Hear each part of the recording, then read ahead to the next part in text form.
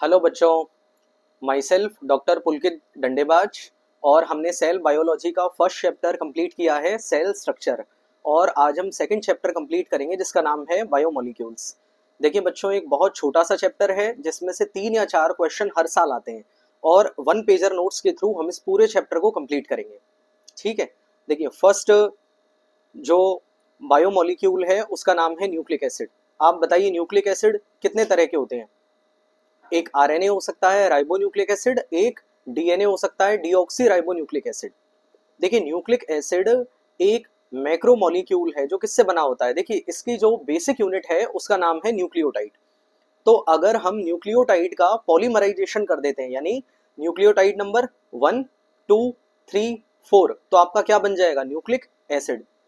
ठीक है, तो ये एक पॉलीन्यूक्लियोटाइड है। अब देखिए न्यूक्लियोटाइड किससे बना होता है। देखिए न्यूक्लियोटाइड 3 कंपोनेंट से मिलकर बना होता है। Number 1, nitrogenous base. आपको पता होगा प्यूरिन्स होते हैं, पिरीमिडिन्स होते हैं। हम इनको जेनेटिक्स में और उसमें और बहुत डीप में पढ़ने वाले हैं। Adenine, thymine, cytosine, guanine, uracil. तो ये नाइट्रोजन बेस। नंबर 2 पे होती है शुगर। देखिए आरएनए में शुगर कौन सी होती है? राइबोस, इसलिए उसका नाम क्या है? Ribonucleic acid. डीएनए में कौन सी होती है? डीऑक्सी राइबोस, इसलिए उसका नाम क्या है? Deoxy ribonucleic acid. और नंबर थर्ड कंपोनेंट होता है वो होता है फॉस्फेट या फॉस्फोरिक एसिड। तो चलिए न्यूक्लिक एसिड कंप्लीट होता है। आगे सेकंड कंपोनेंट पे हम बढ़ते हैं जिसका नाम है प्रोटीन। देखिए जिस तरह से न्यूक्लिक एसिड बनता है आपके न्यूक्लियोटाइड से, प्रोटीन किससे बनते हैं? अमीनो एसिड से। दो अमीनो एसिड के बीच में कौन सा बॉन्ड होता है? पेप्टाइड बॉन्ड, इसलिए हम प्रोटीन को क्या कहते हैं? पॉलीपेप्टाइड। और आपका जो प्रोटीन है वो हेटेरोपॉलीमर होता है। इसका क्या मतलब है कि देखिए अमीनो एसिड नंबर 1 और 2 ये डिफरेंट होते हैं। नेचर में लगभग 20 अमीनो एसिड्स मिलते हैं। तो अलग अलग अमीनो एसिड की वजह से हम इसको क्या बोलते हैं? हेटेरोपॉलीमर। ओके, और देखिए अगला, एनिमल वर्ल्ड में सबसे ज्यादा प्रोटीन कौन सा मिलता है? कोलाजन। कोलाजन क्या काम करता है? देखिए आपकी और मेरी सेल्स के बीच में जो स्पेस को भरने का काम करता है कोलाजन।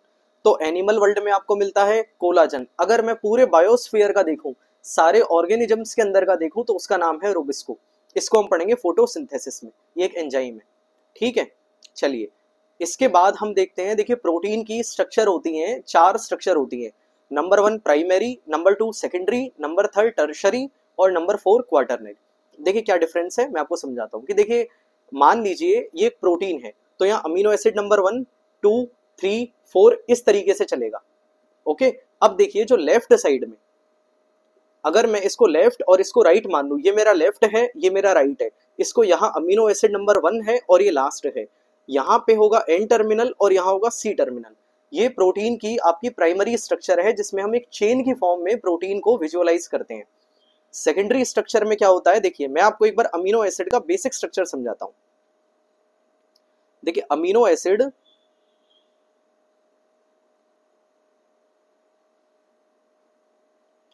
देखिए ये अमीनो एसिड का बेसिक स्ट्रक्चर है।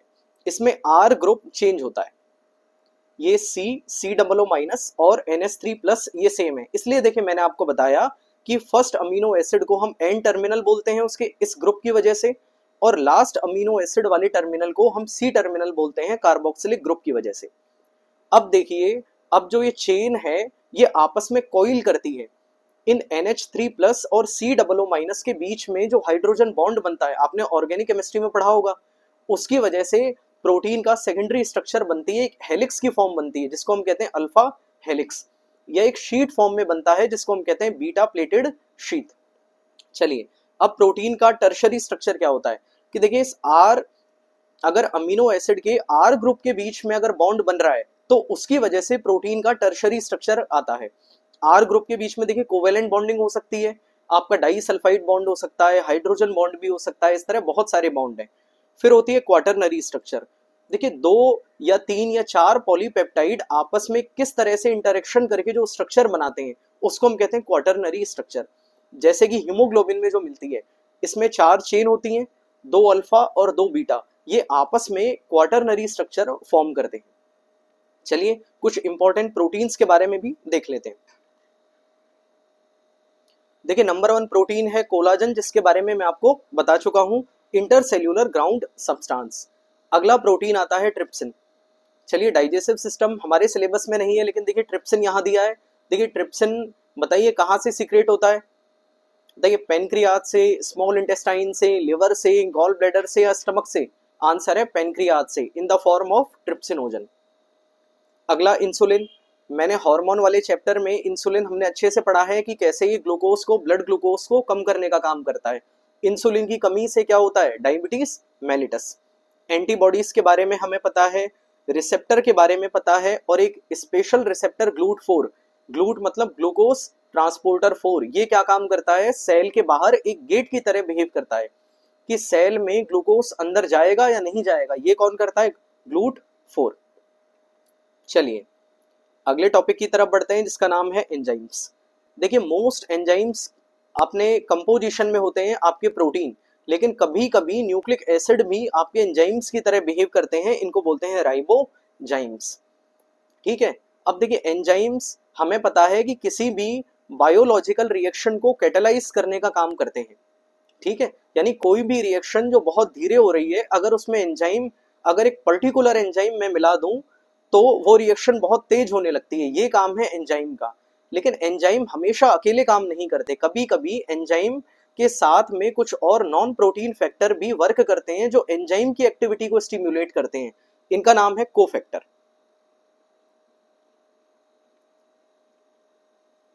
ये कोफैक्टर देखिए, तो आपका जो भी एंजाइम है उसको हम बोलते हैं एपो एंजाइम, और अगर उसमें कोफैक्टर भी मैं मिला दूं तो इसका नाम है होलो एंजाइम। होलो माने कंप्लीट एंजाइम।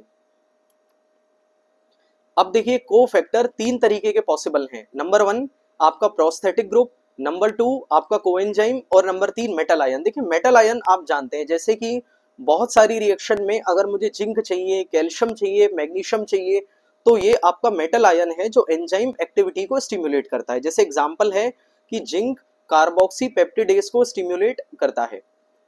अब इन दोनों, अब ये दो कैटेगरीज हैं जो प्रोस्थेटिक ग्रुप्स और कोएंजाइम, ये इंपॉर्टेंट है हमारे लिए। देखिए इनमें क्या अंतर है? देखिए कोएंजाइम जो होते हैं वो ऑर्गेनिक मॉलिक्यूल्स होते हैं, ऑर्गेनिक और इनऑर्गेनिक, आपने पढ़ा होगा केमिस्ट्री में। ऑर्गेनिक, और ये ट्रांजिएंटली एंजाइम से जुड़ते हैं। इसका मतलब है कि परमानेंट यानी कोवेलेंट बॉन्ड इनमें नहीं होता, बहुत ट्रांजिएंट एंजाइम से जुड़ेंगे और अपना काम खत्म हुआ और निकल लेंगे। जैसे कि विटामिन, आप फर्स्ट ईयर में अपने बायोकेमिस्ट्री में जो सारे विटामिन हैं उनसे जो भी कोएंजाइम्स हैं उनके बारे में बहुत अच्छे से पढ़ेंगे एमबीबीएस में। जैसे कि एग्जांपल हम रेस्पिरेशन में, फोटोसिंथेसिस में एनएडी, एनएडीपी, इनके बारे में पढ़ते हैं। ये सारे नियासिन विटामिन है उसके कोएंजाइम्स हैं। हम देखते हैं, देखिए प्रोस्थेटिक ग्रुप क्या होते हैं। देखिए प्रोस्थेटिक ग्रुप आपके ऑर्गेनिक भी हो सकते हैं और मेटल आयन भी हो सकते हैं। हमने कोएंजाइम में पढ़ा है कि कोएंजाइम ट्रांजिएंटली अटैच होते हैं, लेकिन प्रोस्थेटिक ग्रुप आपके टाइटली बाउंड होते हैं, यानी परमानेंटली बाउंड होते हैं, कोवेलेंटली बाउंड होते हैं। एग्जाम्पल है जैसे कैटेलेस और पेरोक्सीडेज में आपको हीम रिक्वायर है। जैसे कि मैं आपको एग्जांपल देता हूं, जैसे सेल के अंदर एक ग्लूटाथियोन पेरोक्सीडेज एंजाइम होता है। अगर सेल के अंदर देखिए पेरोक्सीडेज, हमारी जो पेरोक्साइड होता है, हाइड्रोजन पेरोक्साइड, हमारी सेल के लिए बहुत लीदल होता है।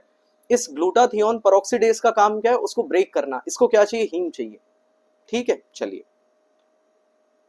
एक बार ये डायग्राम को भी हम स्टडी कर लेते हैं। देखिए आप बता सकते हैं कि एंडोथर्मिक रिएक्शन का डायग्राम है या एक्सोथर्मिक रिएक्शन का डायग्राम है। देखिए देखिए वाई एक्सिस पे क्या है? एनर्जी, और एक्स एक्सिस पे क्या है? आपका रिएक्शन। देखिए सबस्ट्रेट से कम एनर्जी है आपके प्रोडक्ट की, आपको चीज दिख रही है? अगर सबस्ट्रेट से कम एनर्जी है प्रोडक्ट की, इसका मतलब है कि रिएक्शन में एनर्जी रिलीज हुई है, यानी ये एक्सोथर्मिक रिएक्शन है। ठीक है, अब देखिए देखिए सबस्ट्रेट अगर प्रोडक्ट में कन्वर्ट करना है तो सबस्ट्रेट एक ट्रांजिशन स्टेट में आता है, उसकी एनर्जी ज्यादा है। और देखिए जब हमने विदाउट एंजाइम से किया तो वो ट्रांजिशन स्टेट की एनर्जी बहुत ज्यादा है, और जब हमने एंजाइम को यूज किया तो ट्रांजिशन स्टेट की एनर्जी कम है। इसलिए एंजाइम रिएक्शन को कैटेलाइज करते हैं, उसको फास्ट पेस करते हैं, यही रीजन है, क्योंकि ट्रांजिशन स्टेट की एनर्जी को एक कम करते हैं, एक अल्टर्ड ट्रांजिशन स्टेट के थ्रू ये रिएक्शन को प्रोसीड करते हैं। ठीक है, अब हम वो सारे फैक्टर देखेंगे जो एंजाइम एक्टिविटी को आपको अफेक्ट करेंगे। देखिए एंजाइम्स एक कैटलिस्ट ही होते हैं। देखिए हम जो टेस्ट ट्यूब में बहुत सारे एक्सपेरिमेंट करते हैं उनमें हम कैटलिस्ट का यूज करते हैं। तो कैटलिस्ट में और एंजाइम में कुछ डिफरेंस होना चाहिए। क्या डिफरेंस है? देखिए कैटलिस्ट बहुत हाई टेम्परेचर और हाई प्रेशर पे भी वर्क करते हैं, लेकिन एंजाइम जो हमारा बायोलॉजिकल टेम्परेचर और प्रेशर है उस पे ही वर्क करते हैं। अगर बहुत ज्यादा आपका टेम्परेचर और प्रेशर बढ़ाएंगे तो एंजाइम वर्क नहीं करेगा। ठीक है, तो फर्स्ट जो इफेक्ट देखना है हमको टेम्परेचर का। देखिए अगर टेम्परेचर मैंने बहुत कम किया तो एंजाइम इनएक्टिव होगा, लेकिन आप उसको वापस से एक्टिव कर सकते हो टेम्परेचर को बढ़ा के। लेकिन अगर आपने टेम्परेचर को ज्यादा कर दिया तो एंजाइम प्रोटीन है, वो डिरेंज हो जाएगा और फिर कभी अपनी ओरिजिनल स्ट्रक्चर और शेप में नहीं आ पाएगा। तो ये टेम्परेचर का इफेक्ट है। नंबर 2 आता है सबस्ट्रेट कंसंट्रेशन। देखिए सबस्ट्रेट की कंसंट्रेशन को बढ़ाते हैं तो एंजाइम की एक्टिविटी बढ़ती है। पहले कैसे कि देखिए मान लीजिए मेरे पास पहले 5 सबस्ट्रेट हैं और मैंने 10 एंजाइम के मॉलिक्यूल हैं। तो अगर मैं 5 से 6, 7, 8, 9, 10 जैसे सबस्ट्रेट की क्वांटिटी बढ़ाऊंगा तो सारे एंजाइम सबस्ट्रेट से फिल हो जाएंगे, तब तक उस रिएक्शन का जो स्पीड है वो बढ़ेगी। लेकिन जब सारे एंजाइम आपके सबस्ट्रेट से आपके भर गए तो उसके बाद में सबस्ट्रेट बढ़ाओगे लेकिन एंजाइम तो उतने ही है, तो रिएक्शन की स्पीड नहीं बढ़ेगी। ये होता है सबस्ट्रेट कंसंट्रेशन का। इसके अलावा देखिए कुछ ऐसे केमिकल्स होते हैं जो एंजाइम की एक्टिविटी को कम या ज्यादा करते हैं। जैसे कि एक एग्जांपल मैं आपको बताता हूं कॉम्पिटिटिव इनहिबिटर का। देखिए अगर कोई ऐसा सबस्ट्रेट है, देखिए कोई भी रिएक्शन मेरे को करवानी है, उसका कोई सबस्ट्रेट है, अब उसका कोई भाई बंधु आ गया, यानी उसके जैसी केमिकल स्ट्रक्चर वाला कोई केमिकल आ गया जो उस एंजाइम से अटैच हो जाएगा, लेकिन वो जो हमको रिएक्शन चाहिए वो तो होगी नहीं। तो इस रिएक्शन को हम बोलते हैं कॉम्पिटिटिव इनहिबिशन, यानी दोनों में कंपटीशन होगा। जैसे कि मेलोनेट इनहिबिट करता है आपके सक्सिनिक डिहाइड्रोजनेज एंजाइम को।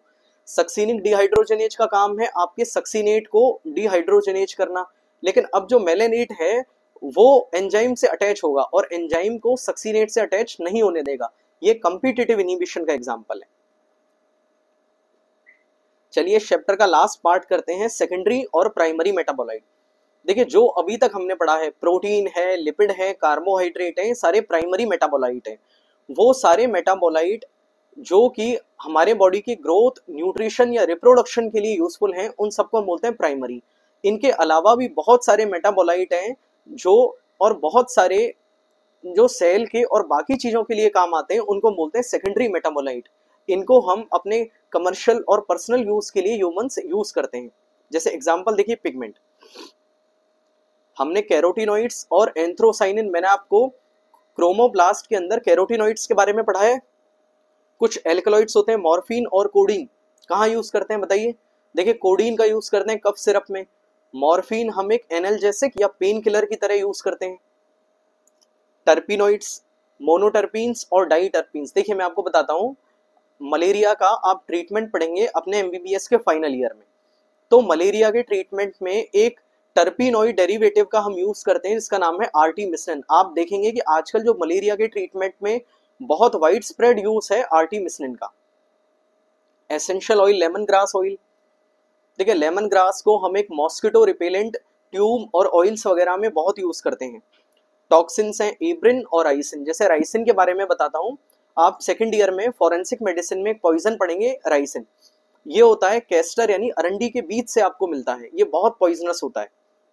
लेक्टिन्स हैं कॉनकेनावेलिन, ड्रग्स होती हैं विनब्लास्टिन और कुर्क्यूमिन, कुर्क्यूमिन आपने पढ़ा होगा हल्दी में मिलता है। पॉलीमेरिक सब्सटेंसेज, रबर, गम, सेल्यूलोस, रबर का, गम का, इनका हम यूज करते हैं।